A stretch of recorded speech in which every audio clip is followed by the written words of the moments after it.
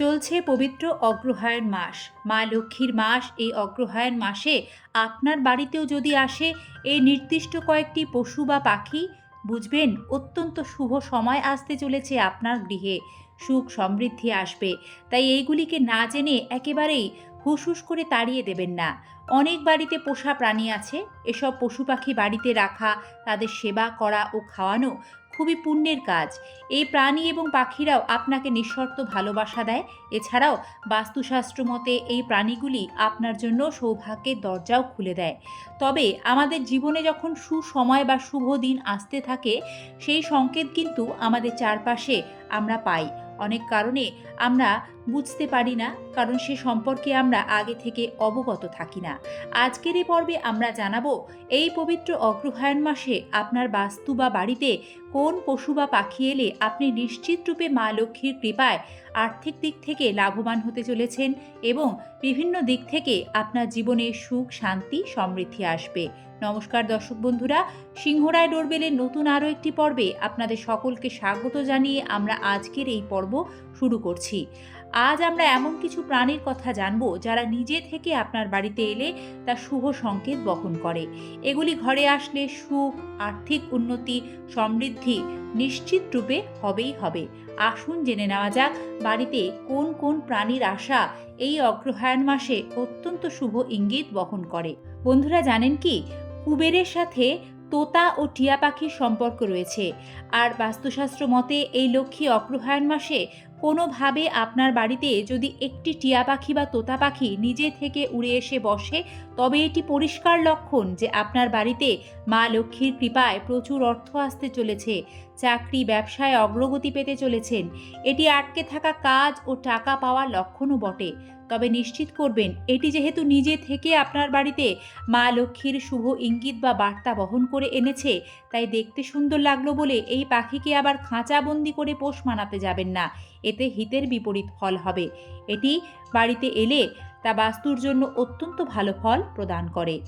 অগ্রহায়ণ মাসে হঠাৎ যদি বাড়ির কোথাও এক ঝাঁক কালো পিঁপড়ে দেখতে শুরু করেন, জানবেন এটি মা লক্ষ্মীর আশীর্বাদ স্বরূপ। তাই একেবারে এগুলিকে সমূলে বিনাশ করতে যাবেন না, একটু ধৈর্য ধরুন। এটি অর্থ পাওয়ার লক্ষণ, এর সঙ্গে উজ্জ্বল ভাগ্যের লক্ষণও রয়েছে। বন্ধুরা, বাস্তুশাস্ত্র মতে বাড়িতে এক ঝাঁক কালো পিঁপড়ে হঠাৎ দেখা দিলে এটি দুর্দান্ত সাফল্য অর্জনের ইঙ্গিত বহন করে। মা লক্ষ্মী নিজে আশীর্বাদ বর্ষণ করছেন। এটি প্রমাণিত, বাড়িতে কালো পিঁপড়ে ঝাঁক এলে এটি যেমন বাস্তুদোষ খণ্ডন করে, তেমনি আটকে থাকা কাজ সম্পন্ন হয়। জন্মছকে গ্রহদোষ থাকলে সেটিও খণ্ডন হয়। তাই বাড়িতে কালো পিঁপড়ের ঝাঁক আসাকে অত্যন্ত শুভ সংকেত বলে ধরা হয় বাস্তুর জন্য। ঘরে চড়ুই পাখির ঘন ঘন আসা, চড়ুই পাখির বাসা বানানো অপরিসীম সুখ ও সমৃদ্ধির লক্ষণ। যে বাড়িতে এই চড়ুই পাখি আসে, কিচিরমিচির ডাকে, বাসা বাঁধে, সে গৃহে বাস্তু দোষ কখনো থাকে না।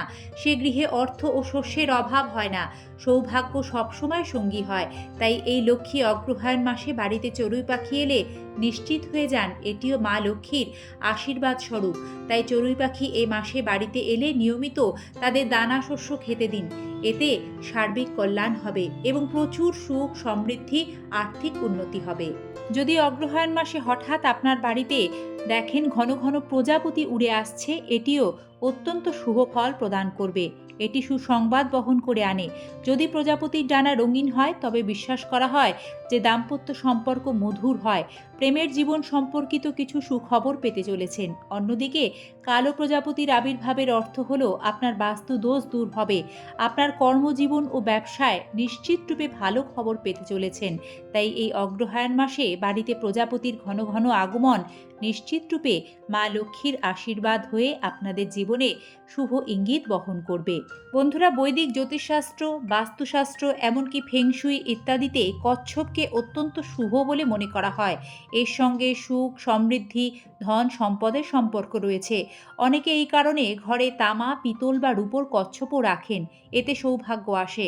তাই স্পষ্টতই এই মাসে কোনোভাবে যদি আপনার বাড়িতে কচ্ছপ আসে, তবে তা মা লক্ষ্মীর আগমনের লক্ষণ, কারণ কচ্ছপ সম্পদের সঙ্গে সুখ ও শান্তি প্রদান করে।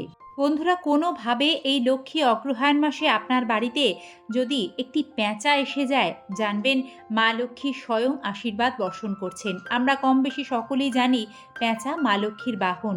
আর পেঁচা বাড়িতে আসা মানে তা বাস্তুর জন্য অত্যন্ত শুভ ফল প্রদান করে। এটি গৃহস্থের সুখ, শান্তি, সমৃদ্ধির ইঙ্গিত বহন করে নিয়ে আসে। তাই এই অগ্রহায়ণ মাসে বাড়িতে পেঁচা আসা মানে অত্যন্ত সুদিন আসতে চলেছে আপনার জীবনে। এছাড়া অনেকে রয়েছেন যারা নিয়মিত বাড়িতে পায়রা, কাক এই পাখিদেরকে খাবার খেতে দেন। এটি অত্যন্ত পুণ্যের কাজ এবং ভালো কাজ। এর ফলে জন্মছকে থাকা বহু গ্রহদোষ নিমেষে কেটে যায়। যেমন আপনি যদি নিয়মিত কালো কাককে খাবার খেতে দেন, এর ফলে জন্মছকে শনির দশা থাকলে বা শনির দোষ থাকলে সেটি কিন্তু অনেকাংশে খণ্ডন হয়। পায়রাকে দানাশস্য খেতে দেওয়াও অত্যন্ত পুণ্যের কাজ। তবে নিশ্চিত করবেন পায়রা দানাশস্য আপনার বাড়িতে নিয়মিত খেতে আসলে এটি অত্যন্ত ভালো। তবে পায়রা যেন বাড়ির ভেতরে কোথাও বাসা না বাঁধে।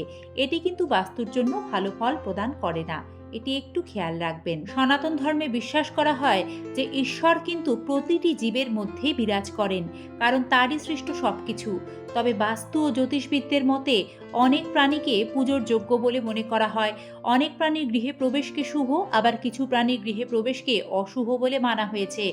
সে কারণে এই পবিত্র পুণ্য লক্ষ্মী অগ্রহায়ণ মাসে আজকের বলা পর্বের এই শুভ ইঙ্গিতবাহী প্রাণীগুলি আপনার বাড়িতে যদি নিজে থেকেই আসে, নিশ্চিত হয়ে যান আপনারও আসতে চলেছে সুদিন, ফিরবে ভাগ্যের হাল। মা লক্ষ্মীর অশেষ কৃপা বর্ষিত হোক সকলের জীবনে, ধনধান্যে পরিপূর্ণ থাকুক সকলের সংসার। আজকের পর্বটি সম্পূর্ণ দেখার জন্য সকল দর্শক শ্রোতা বন্ধুকে জানাই আন্তরিক ধন্যবাদ, বিনম্র শ্রদ্ধা। ভালো থাকবেন। নিয়মিত এই ধরনের তথ্য সমৃদ্ধ ভিডিও দেখতে আমাদের সাথে থাকার বিনম্র অনুরোধ জানিয়ে আজকের পর্বটি তবে এখানেই শেষ করছি। ধন্যবাদ। নমস্কার।